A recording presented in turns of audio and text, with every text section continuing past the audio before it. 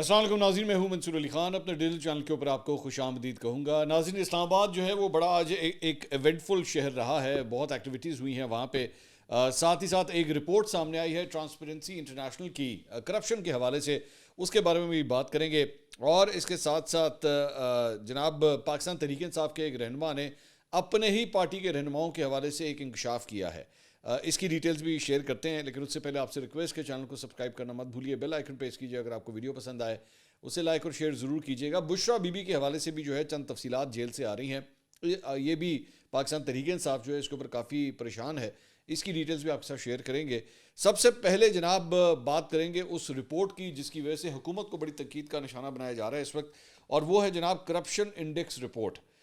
Basically corruption perception index report basically 2024 کے حوالے سے. اچھا، ٹرانسپیرنسی انٹرنیشنل جو ہے وہ ہر سال یہ رپورٹ جاری کرتا ہے، اور اس رپورٹ کے اندر جناب جو اب پرسیپشن آیا ہے سامنے، اس کے مطابق پاکستان جو ہے 2 درجے تنزلی کے بعد 135ویں نمبر کے اوپر آ گیا ہے. یعنی کہ اس کے جو انڈیکس ہے وہ اور مزید خراب ہو گئی، اس کی پوزیشن جو ہے وہ اور بھی زیادہ خراب ہو گئی ہے. یہ پرسیپشن انڈیکس کے مطابق ڈنمارک بدستور پہلے نمبر پر موجود ہے، جبکہ فن لینڈ جو ہے وہ دوسرے اور سنگاپور تیسرے نمبر پر ہے. اور اس انڈیکس کے مطابق پاکستان کی درجہ بندی 8 مختلف ذرائع سے حاصل ڈیٹا پر کی گئی ہے. اور اس درجہ بندی میں مزید نیچے آ کر انڈیکس میں اس کی جو نمبرز ہیں وہ 27 ہو گئے ہیں. 2023 میں پاکستان کی کرپشن پرسیپشن انڈیکس کی درجہ بندی جو تھی وہ 29 تھی. اور اس انڈیکس کے مطابق اختیارات کا ناجائز استعمال کرنے والے عہدیداران کے خلاف قانونی کارروائی یا سزا کا انڈیکس بدستور 21 پہ رہا ہے. پبلک وسائل کے غلط استعمال اور اس سے متعلقہ انڈیکس کا سکور 20 سے کم ہو کر اب 18 ہو گیا ہے. یہ مارکس ہیں بیسیکلی جو آپ کو ملتے ہیں. اور کاروبار کے لیے رشوت دینا یا کرپٹ پریکٹسز کا سامنا کرنے کا سکور 35 سے کم ہو کر اب 32 ہو گیا ہے، جبکہ سیاسی نظام میں کرپشن کا انڈیکس 32 سے بڑھ کر 33 ہو گیا ہے. اور حکومتی اداروں اور سرکاری ملازمین کی جواب دہی باثر گروہوں کے ریاست پر قبضے کا انڈیکس 35 سے بڑھ کر 39 ہو گیا ہے. اور کرپشن کی وجہ سے عوامی فنڈز افراد یا کمپنیوں کو دینے کا انڈیکس 45 سے کم ہو کر اب 33 کے اوپر آ چکا ہے.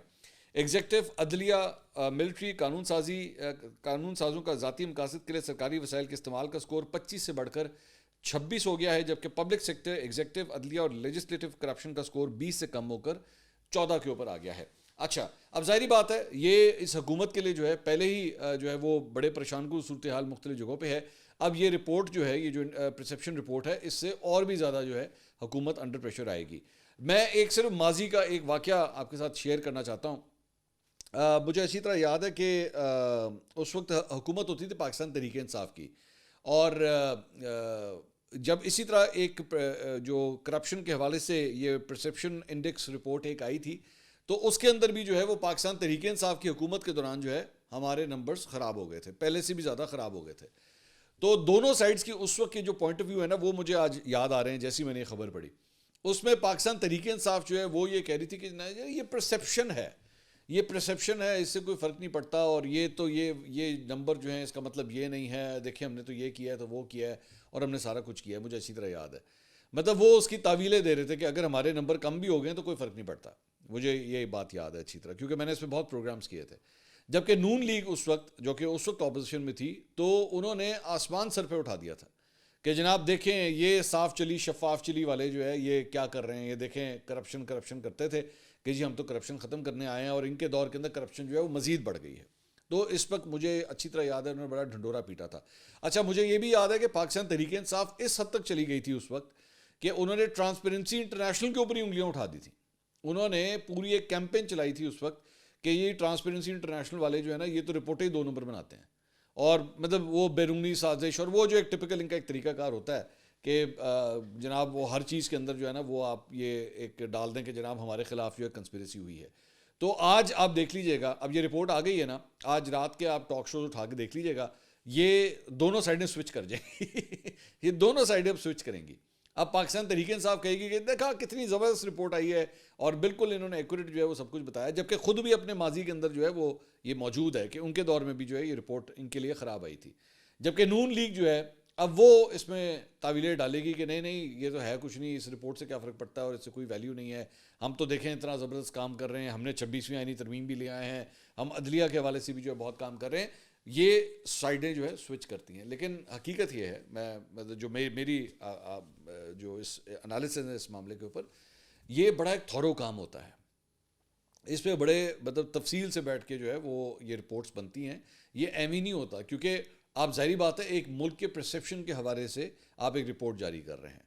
اور ٹرانسپیرنسی انٹرنیشنل جو ہے نا وہ کسی گلی محلے کے اندر وہ بیٹھا ہوا چھوٹا سا کوئی فلاحی ادارہ نہیں ہے، یا کسی لیڈی ہیلتھ ورکر نے نہیں شروع کیا ہوا پروگرام چھوٹا سا اپنے گلی محلے کے اندر. یہ ٹرانسپیرنسی انٹرنیشنل پوری دنیا کے اندر جانا مانا ایک ادارہ ہے. اس کی رپورٹ تب بھی ٹھیک تھی جب پی ٹی آئی کے دور میں آئی تھی، اس کی رپورٹ آج بھی ٹھیک ہے جب مسلم لیگ نون کے دور میں آئی ہے. لیکن فرق صرف یہ ہے کہ دونوں سائڈ کے لونڈے لپاڑے جو ہے نا اس کو اپنے لیے استعمال کریں گے، بس حقیقت یہ ہے. اور حقیقت یہ ہے کہ اگر یہ رپورٹ کہہ رہی ہے کہ آپ کے یہاں پہ کرپشن پہلے سے زیادہ بڑھ گئی ہے تو یہ شرم کا مقام ہے. یہ شرم کا مقام ہے ہر اس شخص کی وجہ سے جس کی وجہ سے یہ پرسیپشن انڈیکس پہلے سے بھی زیادہ خراب ہوا ہے. اس میں کوئی بھی ہو وہ اس کا قصوروار ہے. اگر یہاں پہ لا اینڈ آرڈر کی سچویشن جو ہے پہلی جیسی نہیں ہے، اگر یہاں پہ آپ کو اپنے کام کرانے کے لیے جو ہے وہ پیسے لگانے پڑتے ہیں، یہاں پہ آپ کو پولیس سے بچنے کے لیے پیسے دینے پڑتے ہیں، یا پولیس کو پیچھے لگوانے کے لیے پیسے دینے پڑتے ہیں، تو معذرت کے ساتھ یہی پرسیپشن انڈیکس ہوتا ہے. اگر کسی کو انصاف نہیں مل سکتا، اس کو جلد از جلد قانون سے انصاف نہ ملے، اس کے کیسز کے فائلوں کو موو کرانے کے لیے آپ کو پیسے دینے پڑیں، تو یہی پرسیپشن انڈیکس ہوتا ہے. آپ کے اگر کسی بزنس مین نے اپنا کام کروانا ہے، اس کی اپنی فائل موو کروانی ہے، کہیں سے اپروول لینا ہے، اس کو ٹیکس کے معاملات کے اندر اگر اس کو ٹرانسپیرنسی نہیں مل رہی اور اس کے لیے اس کو پیسے دینے پڑتے ہیں، تو یہی وہ پرسیپشن انڈیکس ہے جس کی وجہ سے آپ کا سکور خراب ہوتا ہے. تو اس کو فیس ویلیو کے اوپر اسی طرح ہی لیجئے، اور اس گورنمنٹ کو جو ہے ہوش کے ناخن لینے چاہیے اس رپورٹ کو پڑھنے کے بعد. اچھا جی، اس کے علاوہ آج آئی ایم ایف کا جو ایک وفد آیا ہوا ہے، اب وہ میں اس کے اوپر بڑی ڈیٹیل سے پہلے بھی میں بات کر چکا ہوں کہ وہ بھی basically law and order, justice, anti corruption کے حوالے سے کیے جانے والے اقدامات، وہ اس سلسلے میں وفد آیا ہے. میں دیکھ رہا تھا بہت بڑے ماشاءاللہ یوٹیوبر ہیں پاکستان کے، وہ پاکستان میں تو نہیں ہوتے، تو انہوں نے بیٹھ کے اس کو بالکل اس کو جائزہ بنا دیا کہ جیسے یہ آئی ایم ایف کا وہ جائزہ وفد آیا ہوا ہے جو بیسکلی اگلی قسط کے حوالے سے جو ہے وہ سارا کچھ کرے گا. ایکچولی اس پہ بڑی کلیئرٹی میرے خیال میں شہباز رانا صاحب جو سینئر جرنلسٹ ہیں انہوں نے اپنی ٹویٹ میں بھی یہ دیا تھا کہ بھائی یہ ان چیزوں کو اسیس کرنے کے لیے آیا ہوا ہے. خیر، اب اسی وفد کی جو ہے آئی ایم ایف کے اس وفد کی ملاقات ہوئی ہے چیف جسٹس یحییٰ آفریدی صاحب سے. یحییٰ آفریدی صاحب کی ان سے بھی ملاقات ہوئی ہے. یحییٰ آفریدی صاحب کی آج جرنلسٹ کے ساتھ بھی ملاقات ہوئی ہے. البتہ رضا ربانی صاحب جو ہیں انہوں نے ایک بڑا انوکھا جو ہے وہ ڈیمانڈ کی ہے. انہوں نے کہا جی ان لوگوں کے ویزے کینسل کیے جائیں. یہ کون ہوتے ہیں آ کے ہمارے جو ہے وہ جوڈیشل نظام کے اوپر بیٹھ کے انگلیاں اٹھانے والے، یا یہ کس طرح بیٹھ کے جو ہے وہ ہمیں بتائیں گے کہ ہمارا جوڈیشل نظام جو ہے وہ کیسا چلنا چاہیے. خیر anyways that's his perception, وہ ان کے انالیسز ہیں.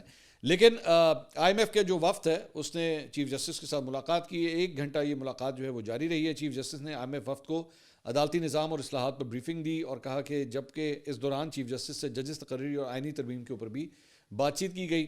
اور اس کے علاوہ چیف جسٹس نے بعد میں صحافیوں سے جو غیر رسمی گفتگو کی ہے اس کے بھی چند اہم نکات جو ہے وہ رپورٹ ہوئے ہیں.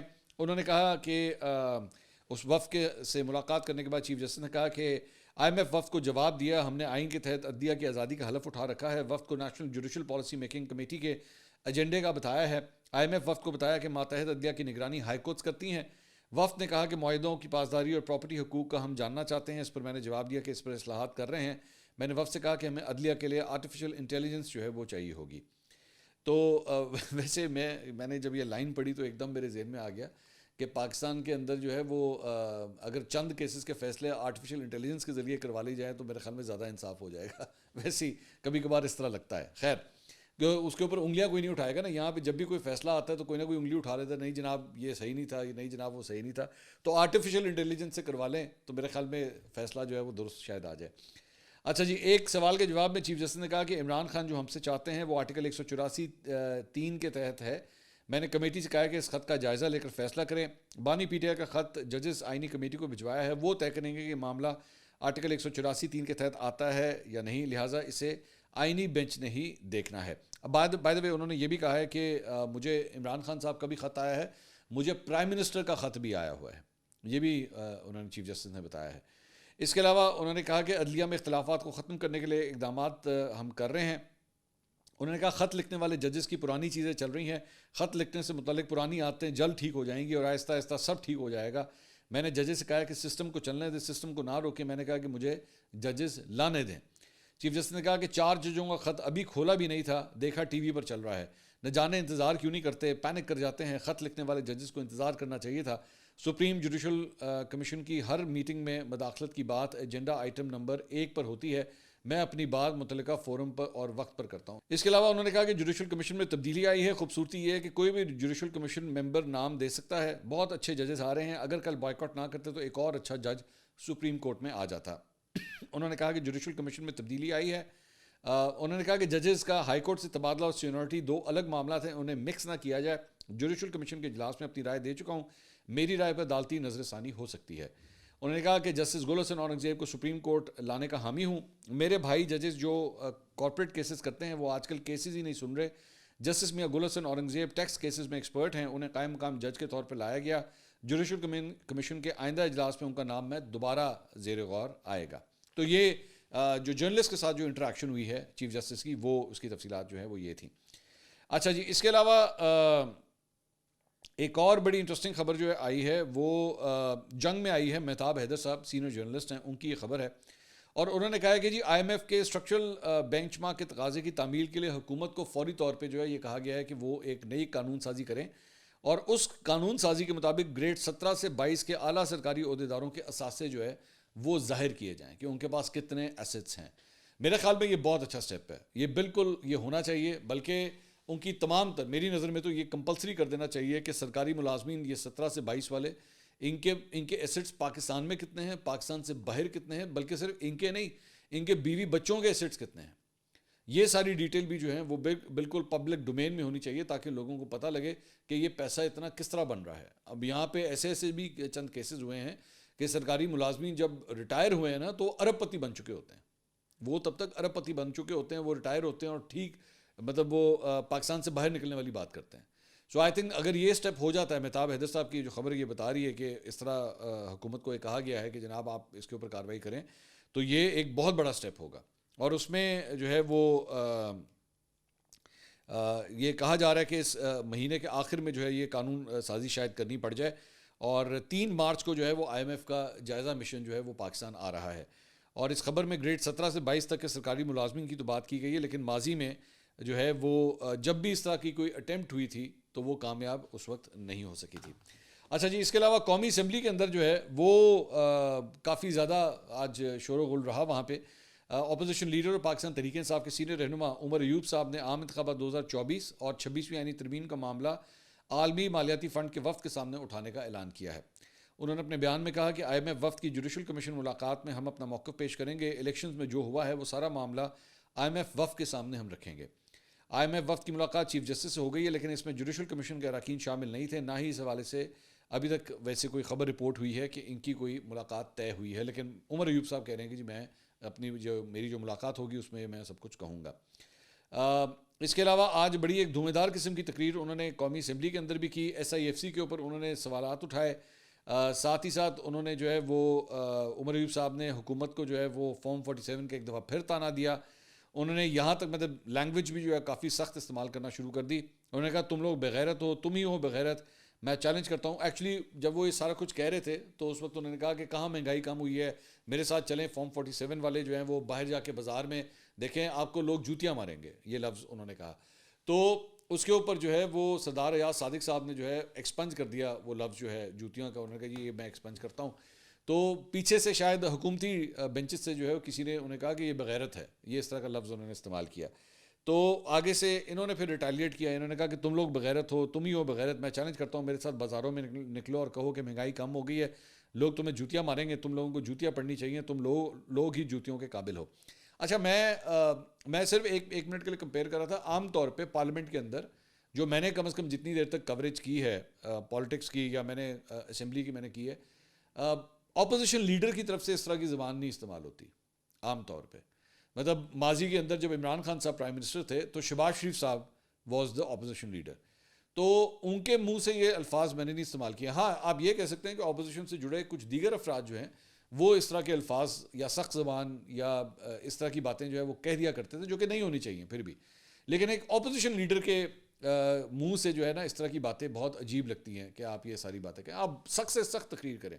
اور میں ہمیشہ اپنے کئی ویلاگس میں اس کی اگزامپل دیتا ہوں کہ اعتزاز احسن صاحب جو ہیں وہ ایک بڑی پرائم ایگزامپل ہے تقریر کرنے کے حوالے سے. فلور آف دا ہاؤس انہوں نے آج تک جو تقریریں کی ہیں بڑی سخت کرتے تھے. 2014 کے اندر عمران خان صاحب کا دھرنا باہر تھا اور وہ اندر تھے, پیپلز پارٹی کی طرف سے بیٹھے ہوئے تھے, اور اس وقت کی حکومت کو اڑا کے رکھ دیا تھا انہوں نے.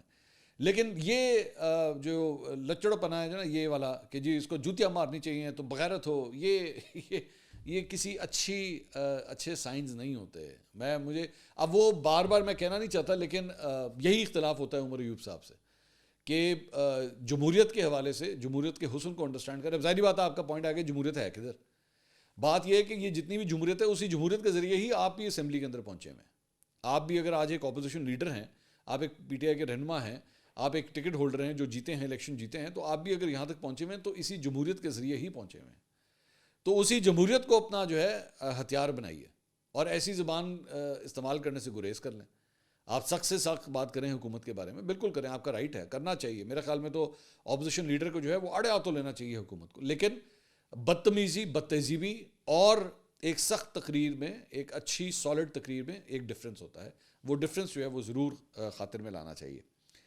اچھا جی, اس کے علاوہ جنید اکبر صاحب جو پاکستان تحریک انصاف کے رہنما ہیں, the rising star I should say, کل رات کو وہ ایک پروگرام میں آئے ہوئے تھے تو انہوں نے ایک انکشاف کیا ہے. انہوں نے کہا کہ پہلے تو مجھے پتہ نہیں تھا کہ یہ فرمائشی گرفتاری کیا ہوتی ہے. فرمائشی گرفتاری ابھی اپنی پارٹی کے لوگوں کے بارے میں کہہ رہے ہیں, مگر جب 26ویں آئینی ترمیم کی منظوری کا وقت آیا تو میں اپنے ایم این ایز کے ساتھ بیٹھا تھا کہ کچھ لوگ آئے اور کہا کہ بس کیمروں کے سامنے آپ کو نقاب پوش لوگ گھسیٹ کر لے جائیں گے اور ترمیم کے حق میں ووٹ کرنے کے بعد آپ لوگ بے شک پریس کانفرنس کر دینا کہ ہمارے ساتھ تو یہ سب ہوا ہے.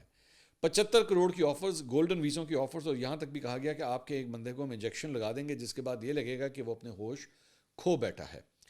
تو اس پہ انہوں نے مزید کہا کہ اگر میں کہوں کہ اسٹیبلشمنٹ سے بات نہیں ہو رہی تو غلط بیانی ہوگی. یہ تو ہم کہتے تھے, مانتے نہیں ہیں پی ٹی آئی والے, اور اگر وہ ایسا کہتے ہیں تو بھی غلط بیانی ہوگی. رابطے مسلسل ہو رہے ہیں, ادارہ یہ چاہتا ہے کہ بس 2 سال تک یہ حکومت چلے, 1 سال گزر گیا ہے اور 1 سال مزید باقی ہے. وہ کہتے ہیں کہ بس اس کے بعد سارے کیسز اور مشکلات ختم ہو جائیں گی, مگر ہم کسی طور پر یہ ماننے کو تیار نہیں ہیں. تو یہ اب مجھے نہیں پتا کہ کیا ڈیلیں آپس میں ہو رہی ہیں, لیکن چلیں اسی بہانے یہ تو تصدیق ہوگی کہ اسٹیبلشمنٹ سے رابطے پیچھے چل رہے ہیں, پس پردہ چل رہے ہیں. آن دا فیس آف اٹ مانتے نہیں ہیں. بیرسٹر گوہر کا بھی میں ابھی ریسنٹلی بیان دیکھ رہا تھا, کسی صورت نہیں مان رہے کہ نہیں جی ہمارے بارے رابطے ہو رہے ہیں, لیکن اب آہستہ آہستہ کر کے چیزیں باہر آ جاتی ہیں. چیزیں چھپتی نہیں ہیں, آ جاتی ہیں باہر. اچھا جی, اس کے علاوہ وہ جو ایک ریپبلکن سینیٹر ہیں جو ولسن, وہ پہلے بھی کئی دفعہ ٹویٹ کر چکے ہیں فری عمران خان کے حوالے سے. اب انہوں نے جناب اس سے پہلے انہوں نے آرمی چیف کو, صدر کو, وزیر اعظم کو جو ہے وہ ایک خط بھی لکھا تھا. اب انہوں نے جناب ایک اور خط لکھا ہے, اور یہ ڈونلڈ ٹرمپ کو اور secretary of state Marco Rubio, ان کو جو ہے یہ اب ایک خط لکھا ہے, اور اس میں بھی جو ہے وہ عمران خان کو رہا کرنے کی انہوں نے بات کی ہے. اس کے علاوہ جناب مشال یوسف زئی صاحبہ جو بشرا بی بی کی ترجمان ہے, انہوں نے ایک انکشاف کیا ہے اور انہوں نے کہا ہے جی بشرا عمران خان صاحبہ گرفتاری کے بعد صرف 2 بار اب تک عمران خان صاحب سے ملی ہیں, اور وہ بھی ٹرائل میں. جیل مینول کے مطابق نہ ان کی خان صاحب سے ملاقات کرنے دی جا رہی ہے, نہ ان کو کوئی مشقتی دیا جا رہا ہے, نہ ان کو گھر سے آئے کپڑے دیے جا رہے ہیں, اور نہ ہی ان کو کوئی گھر سے آئی ہوئی کوئی چیز دی جا رہی ہے. وجہ ایک ہی ہے کہ عمران خان سے وفاداری بزدل لوگ نہتی عورت کو فتح کرنا چاہ رہے ہیں جو اپنے حساب کی وجہ سے اس پورے نظام پر بھاری ہو چکی ہے. تو اس کا ذکر جو ہے وہ زلفی بخاری صاحب نے بھی اپنی ٹویٹ میں کیا ہے کہ جی بشرا بی بی کو جو ہے وہ ملنے کی اجازت نہیں دی جا رہی. ایک ڈونلڈ ٹرمپ کے حوالے سے بات ہو رہی تھی, ایک بڑی انٹرسٹنگ خبر ڈیولپ ہوئی ہے سینٹ کی قائمہ کمیٹی برائے امور خارجہ میں.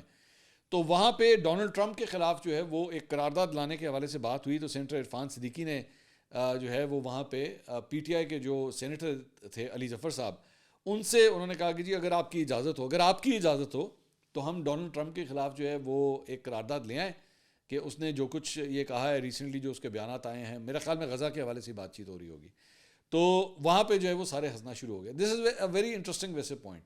میں نے بھی اس کا پہلے میں نے ذکر کیا تھا کہ جو کچھ اس نے غزہ کے حوالے سے کیا ہے پاکستان تحریک انصاف کی جانب سے پن ڈراپ سائلنس ہے, بالکل مطلب کچھ بول ہی نہیں رہے اس کے اوپر.